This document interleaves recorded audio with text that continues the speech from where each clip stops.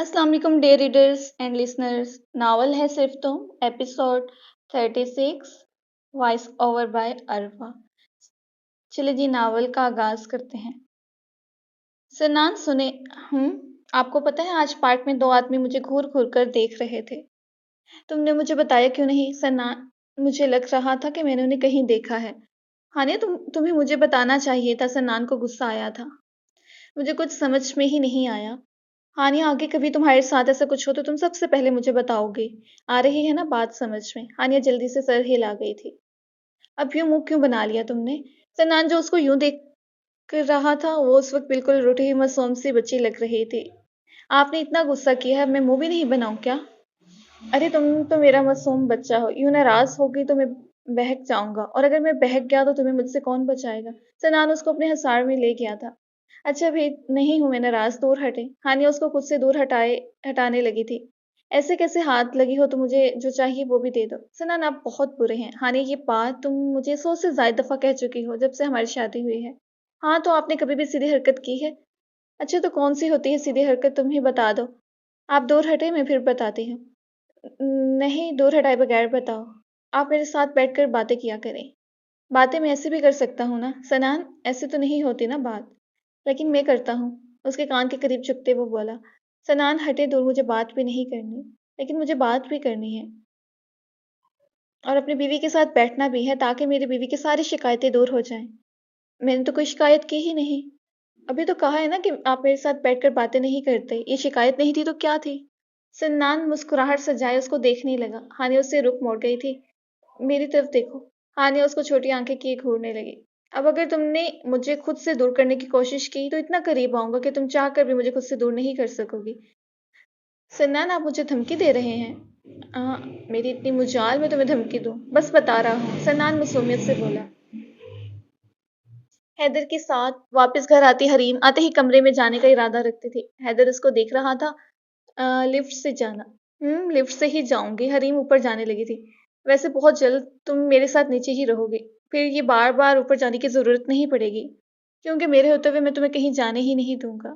हरीम ने शर्माते हुए ऊपर की जानिब दौड़ लगा दी थी।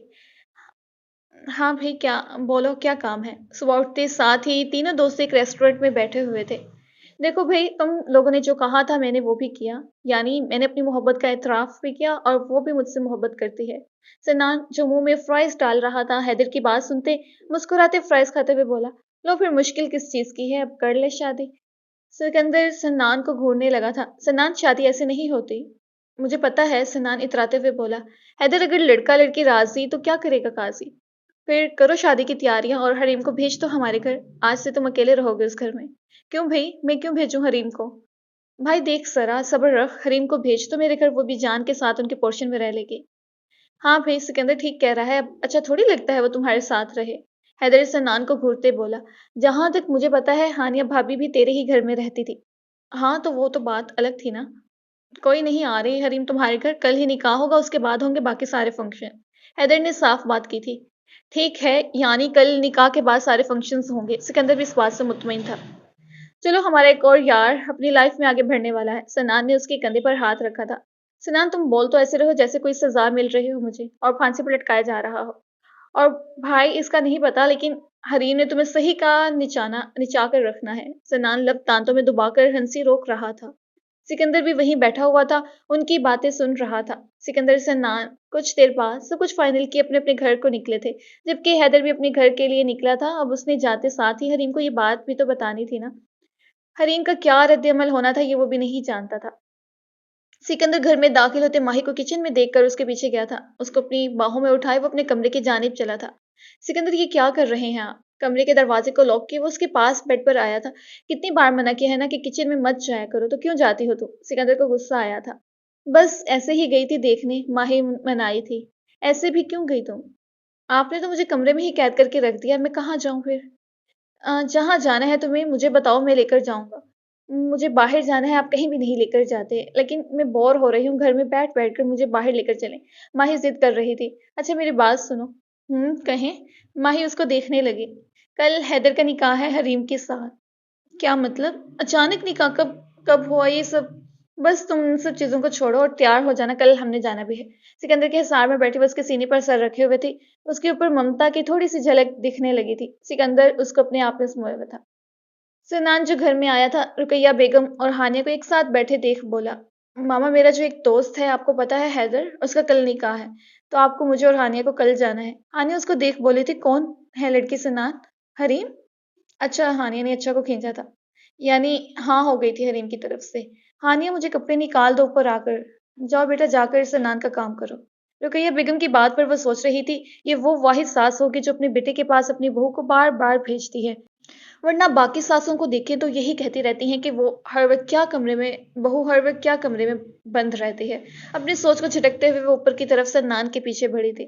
कमरे में आते ही वो सन्नान को देखने लगी, लेकिन वॉशरूम से आते पानी की आवाज़ पर वो समझ गई थी कि वो फ्रेश हो रहा है। काफ़ी देर वो वहीं बैठी रही थी। सन्नान फ्रेश होते वॉशरूम से निकलता उसे देखने लगा था, जो बैठे हुए अपनी ही दुनिया में मगन थी। उसके करीब आते उसके पीछे से उसको अपने हसार में ले गया था। सन्नान कौन से कपड़े निकालने हैं बता दे मुझे। उसको घुमाकर उसका रुख अपनी तरफ करते, चेहरे पर आई उसके आवारा लटों को कान के पीछे करते, कान के करीब झुकते, सरगोशी नमा आवाज में बोला, कपड़े तो बहाना है बेगम, हमें तो आपका दीदार करना था। सन्नान आपने मुझे इसलिए बुलाया था? हाँ तो और किस लिए? अब तुम खुद तो आने से रही थी, वहीं बैठी रहती। सन्नान उसके कमर में हाथ डालता उसको मजबूती से थाम गया था। अच्छा एक तो आप मुझे चैन से बैठने भी नहीं देते, ये बहुत अच्छा बहाना है। हानिया गुस्से में आई थी। बेगम तुम्हारे चैन सुकून सिर्फ मैं ही हूँ, मेरे बगैर कहाँ मेरी बेगम को चैन आएगा। अब सन्नान फिल्म के हीरो की तरह बोला था। सन्नान आप तो इमरान हाशमी बन गए हैं पूरे के पूरे। हानिया थोड़ी पर हाथ टकाए बोले थे। हाँ ये भी सही है, अच्छा कल तैयार रहना। सन्नान उसको देखते ही हदायत देना ना भूला था। हरीम मान गई, अच्छी बात है, अब कल उनका निकाह है, कितना मजा आएगा। बेगम तुम तो ऐसे खुश हो रही हो जैसे निकाह हरीम का नहीं तुम्हारा हो। हाँ तो क्या मसला है, आपको अच्छा है ना, मैं भी इंजॉय करूंगी, बोर हो गई हूँ मैं भी, कोई तो फंक्शन आएगा ना, यानी फिर मैं भी इंजॉय करूंगा तुम्हारी कंपनी। आपका नहीं पता लेकिन मुझे पता है। सन्नान उसको देखते मखमूर लहजे में बोला, हानी एक बात कहनी है, तुम्हारे ड्रेसेस शाम में लेने चलूंगा। क्यों? क्योंकि तुम्हारा ये जो डीप गला है किसी को भी अपनी तरफ रागिब कर सकता है, और मैं ऐसा नहीं चाहता। कल निकाह का ड्रेस शाम में मैं दिलवाऊंगा तुम्हें। सन्नान की बात पर हानिया इस बात में सर हिला गई थी। अच्छा जाओ कपड़े निकाल कर दो, नहीं तो फिर कहना नहीं कि आप तंग करते हैं, क्योंकि मेरा मूड बदलने लगा है बस। हानिया जल्दी से जाते उसके कपड़े निकालने लगी थी। हैदर घर जाते ही हरीम को लाउंज में बैठे देख उसके पास आया था। हरीम जो बड़े मजे से ड्रामा देख रही थी, उसको आते देख खड़ी होती अपने कमरे में भागी।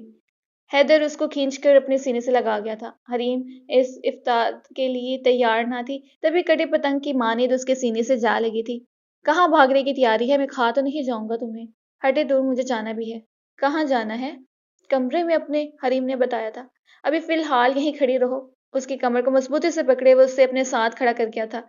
हैदर ये आप क्या कर रहे हैं? हैदर की कैद में वो उसको करीब आते देख डर से बोली थी। बेफिक्र रहो, कुछ भी नहीं कर रहा। उसके माथे पर अपनी लब रखते वो दूर हटा था। अभी तो सिर्फ यहाँ अपने लबों की मोहर जब्त की है।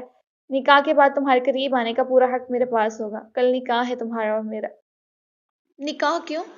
तो क्या ऐसे ही रहना चाहती हो मेरे साथ मेरे घर में? हैदर को गुस्सा आया था। नहीं तो तो फिर खामोशी से कल निकाह होगा। हरीम भी सर हाँ में हिला गई थी, क्योंकि यही ठीक था। निकाह के बाद सारे फंक्शन होंगे, फिलहाल निकाह हो जाए ताकि तुम्हें हाथ लगाने का भी हक रख सकूं।